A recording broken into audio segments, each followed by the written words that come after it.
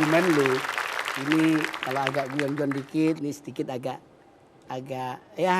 prihatin nih setelah kejadian penembakan atau teror di masjid di Christchurch di Selandia Baru ya Bu ya.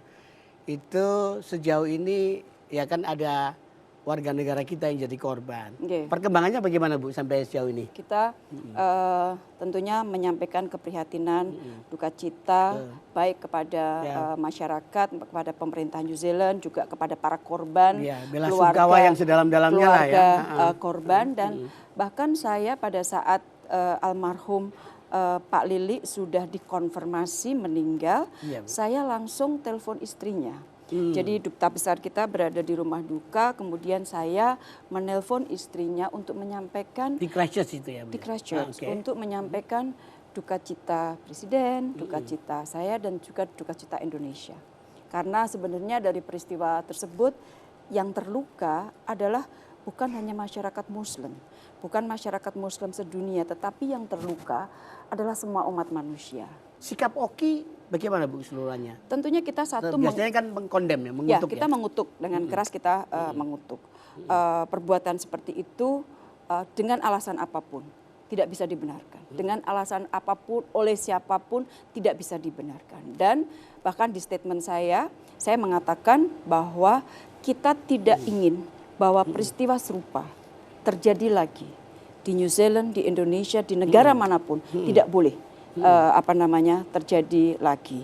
Terus kemudian OKI juga dalam komunikenya juga menekankan yang tadi saya sampaikan, kerjasama pada tingkat dunia untuk memerangi semua fobia, Islamfobia, xenofobia, hatred, kebencian-kebencian yang karena pada akhirnya apabila ini diteruskan, yang menjadi korban adalah orang-orang yang tidak berdosa, apalagi dalam konteks ini orang yang sedang beribadah di dalam masjid itu yang menjadi korbannya. Jadi itulah kira-kira hasil pertemuan dari pertemuan darurat para menteri luar negeri OKI. Tapi komunitas internasional sudah confirm menyebut itu serangan terorisme, Bu ya? Betul ya Bu ya? Ya, yang kebetulan dilakukan bukan dari terorisme korbannya itu, kebetulan umat Islam yang lagi terorisme beribadah. itu tidak memiliki agama. Terorisme itu tidak memiliki nationality, tidak memiliki kewarganegaraan. Terorisme itu tidak memiliki warna, tidak memiliki ras. Terorisme ya terorisme. Retno, kalau kita lihat riwayat karir Ibu, kuliahnya di lulusan hubungan internasional Bu ya. Jadi kayaknya memang passionnya di urusan-urusan diplomasi memang waktu itu dari sejak kuliah ya. Kebetulan. Hah? Kebetulan. Kebetulan. Jadi SMA waktu dulu kan beritanya itu ingat nggak ada TVRI, Dunia Dalam Berita, pukul 9. Nah, di situ kan banyak sekali peristiwa-peristiwa internasional yang tercover di TVRI. Nah, di situ saya mulai melihat, oh ini toh yang namanya jadi diplomat, pekerjaannya yang kelihatan di TV ya, padahal kerjaannya lebih rumit, jauh lebih rumit daripada yang ada di TV. Terus muncul ketertarikan, aku tak pengen jadi diplomat. Saya kan di Semarang, jadi di Undip kebetulan belum ada hubungan internasional, maka larilah ke UGM. Dari situ kemudian udah pengen, aku pengen jadi diplomat, berarti harus masuk ke Kemlu. Kemlu waktu itu sedang melakukan program untuk rekrutmen langsung. Jadi Kemlu yang ke beberapa universitas negeri pada saat itu tes dan sebagainya.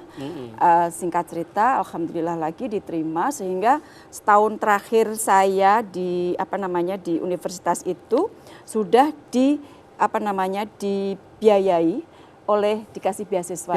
Dikasih beasiswa oleh Kemlu.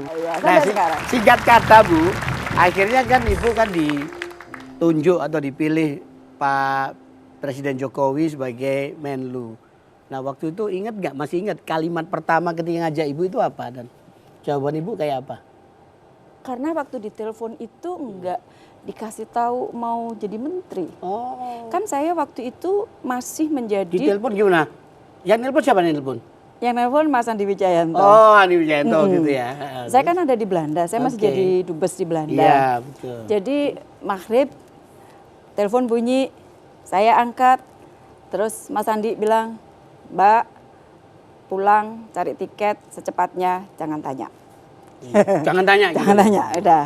Terus malam setelah pelantikan presiden ya, ketemunya Bapak Presiden Jokowi itu malam sekali, hampir tengah malam, terus kita bicara mengenai masalah politik luar negeri. Tektokan ya?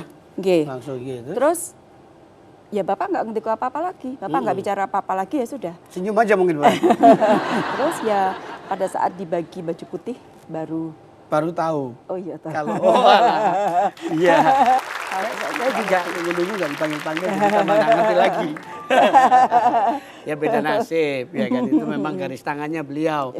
Tapi selain garis tangan ada yang ngomong Bu, apa benar karena sesama UGM, ada UGM connection, ada nggak kira-kira gitu Bu? Kayaknya sangat enggak deh, sangat enggak. Kalau pertimbangannya apa? Mungkin nanti undang Pak Jokowi jadi tamu ya. Iya, nanti kita undang. Karena kan saya tidak tahu. Sebaiknya yang jawab beliau. Yang jawab beliau. Iya.